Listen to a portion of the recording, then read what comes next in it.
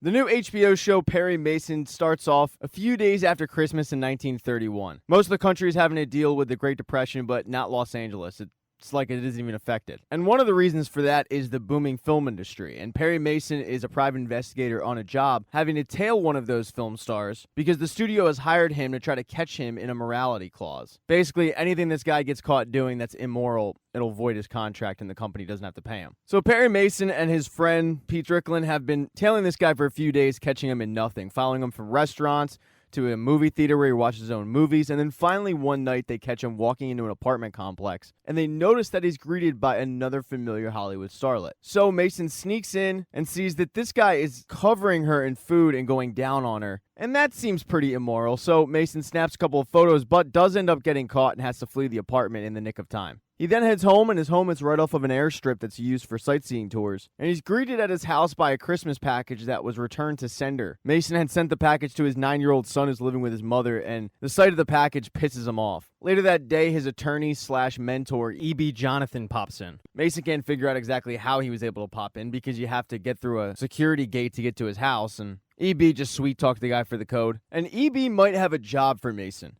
He's been contacted by a mogul named Herman Baggerly, who goes to the same church as this couple that has had to deal with some tragedy in their life. Emily and Matthew Dodson are pretty simple people whose child was kidnapped and held at ransom. The kidnappers asked for $100,000, which in 1931 is a ton of money, and somehow the Dodsons were able to get it. They were held up in an abandoned building and instructed to leave the money, and the child would be put on a trolley that heads down street. The Dodsons were then supposed to pick up the child and then be on their way. But when the trolley started heading down street, the Dodsons went to go pick up the kid. The kid was on the trolley, but little Charlie was dead and his eyes were sewn open. So this case could be really big, not just for Perry Mason, but for E.B. Jonathan as well. Problem is, Perry Mason's schedule's a little full today, but E.B. urges him to make some time and meet with Badgerly. Now, one of those places that Mason had to go that day was to the Hollywood studios to get paid for the pictures of the guy in the morality clause. And they both agreed that if he could come through with the pictures, he would get paid $200, but he thinks he should get paid more because he also has pictures of their new Hollywood starlet, and that's who the guy was going down on. So the one exec lets him know that he has to run this up the flagpole for approval and he'll be in touch. But it's obvious that he is not happy that Mason has caught their new Hollywood starlet in a compromising position. The other thing he's doing is getting paid to serve as a material witness in one of the cases, but when he gets there and goes to testify, the cross-examiner starts ripping into him about his line of work, his service record, assaulting a guy, and the more questions he asks, the more Mason gets pissed off at the other attorney is not stepping in and objecting to anything, to the point where Mason at one point has to scream his name just to say objection. Now, during the inquisition, he does notice Della Street, who is E.B. Jonathan's legal secretary in the back, and she's been sent there to get him to take him to the meeting with Herman Baggerly. So he heads to meet with Herman Baggerly and gets the scoop on the story and finds out that they are from the same church, and it's this church on the radio that sounds too good to be true. It's run by a woman named Sister Alice. But because of it, he met the Dodsons and he wants to help. Mason asks him, "Why are you going to us? Why aren't you just going to the cops?" And Baggerly says, "Honestly, it's because I don't trust the cops." Mason agrees that's probably the right move. Baggerly tells him that the Dodsons are expecting them, but when they both head over there, Matthew Dodson is getting sick of being questioned, and more so getting sick of being questioned as if he's a suspect. It gets to the point where Jonathan realizes he needs to take a break, and as he's doing so, Mason is walking around the house taking pictures and notices that they do have a picture of Sister Alice, the same evangelical radio host that Baggerly was talking about. Eventually, the investigation leads up to baby Charlie's room where he's greeted by Mrs. Dodson. And she makes mention that she really wants to clean the room because she feels like it reflects poorly on her how dirty it is. He says, "No, I don't think poorly of you at all."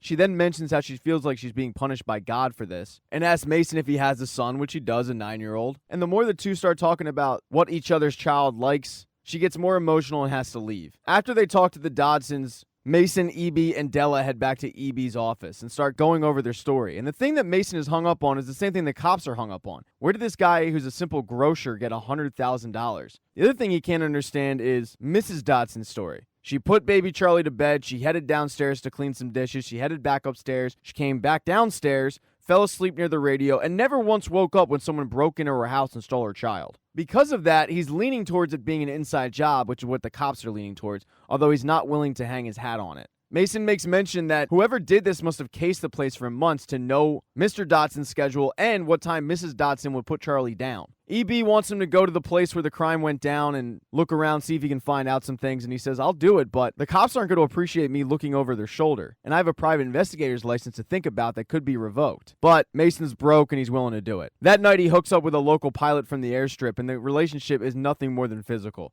In fact, she's kind of rude to him. As she's leaving, she offers him money to buy the farm that he lives on, but he's not willing to do it because it's his family farm and his dad built it with his own hands. The next day, he does head to the trolley where the crime occurred, starts poking around, taking some pictures, talking to a few cops, and then he heads up to the building where the Dodsons were instructed to leave the money. Thinking that he would be the only one there, he's not. He's greeted by Detective Holcomb and a cop named Ennis. And Holcomb seems okay with Mason, but Ennis seems like a rabid dog. Holcomb tells Mason, look, if you have any information on this case that would help them, probably should let us know because right now our guy is Matthew Dodson. So Mason tells him that as the trolley was heading down, there was a car that raced up the street and actually clipped the trolley. The local traffic cops saw it happen and didn't really think anything of it at the time, but that's probably because cops are stupid. And when Mason says that, Ennis takes offense, but Holcomb calms him down and says, go check it out. Now it's just Holcomb and Mason in the room together, and Holcomb offers him $5 for the tip, but Mason won't take it because he's annoyed about the fact that the LAPD is so dead set on pinning this on Matthew Dodson, even though they don't actually know if he did it or not.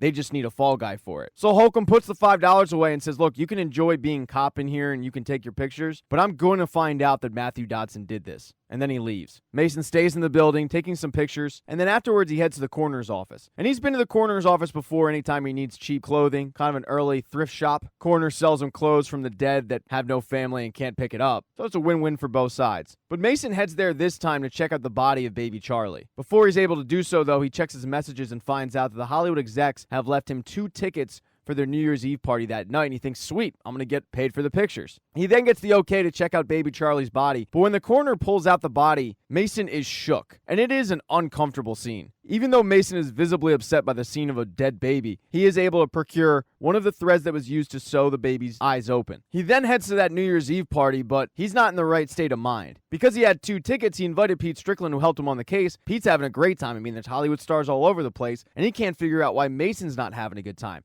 And that's when Mason lets him know that he saw the body. He then gets word to go meet with the Hollywood execs. And one of the guys actually runs the company, the other guy he met with earlier, and then there are 2 guys who look like you wouldn't want to run into them in a back alley. And after the execs get the photos and the negatives, they let him know that they're only going to pay him $200 because that was the agreed upon price, minus $199 for the bullshit that he put him through. They then have the 2 goons put a barrel of a gun on his chest that was being heated up via a lighter. So it burns Mason, and Mason is forced to hobble back into the party where he sees Pete, and Pete wants to know if he got the money, but he says, no, I overplayed my hand, and gives him the $1. And as the clock strikes midnight and everyone's celebrating 1932, Pete Strickland is yelling at Mason because Pete has a family to think about here. And who can blame him? He thought he was going to get $300 and he just got $299 less. Now, as Mason was getting screwed over by the execs, the 3 people that were actually responsible for baby Charlie's kidnapping and death are hiding out in a room. And one of the guys' sketch is all over the newspapers, but it's pretty vague. It's really just a guy in a hat. And because of that, he's still wearing that hat. And these 3 guys are waiting for somebody, but when that guy shows up, it's Detective Ennis because he was in on it the whole time. And because of the fact that Mason knows about the car and the one guy's sketches all over the newspaper, he starts shooting them all. But one of the guys is able to get away. And as Ennis is chasing him up some rooftops, the guy tries to hop one of the roofs onto another, but ends up falling and we assume died from the injuries. Mason, on the other hand, headed back home after the party and gets rip-roaring drunk. He even tries to call his ex-wife to wake up their son, but she's not willing to do that because he's sleeping, and he's getting more and more pissed off. That pilot that he hooks up with tells him that he looks like a fool right now, and instead of hooking up with her, he ends up going into the other room and laying out all of the evidence that he has in front of him to dive into this case. Thank you for watching this recap. If you do not see the next one up in the corner right there on the end screen, don't worry, it'll be up shortly. Please consider following the channel. That'd be cool. If you liked the video, give it a thumbs up. And if you don't, there's a thumbs down button for a reason.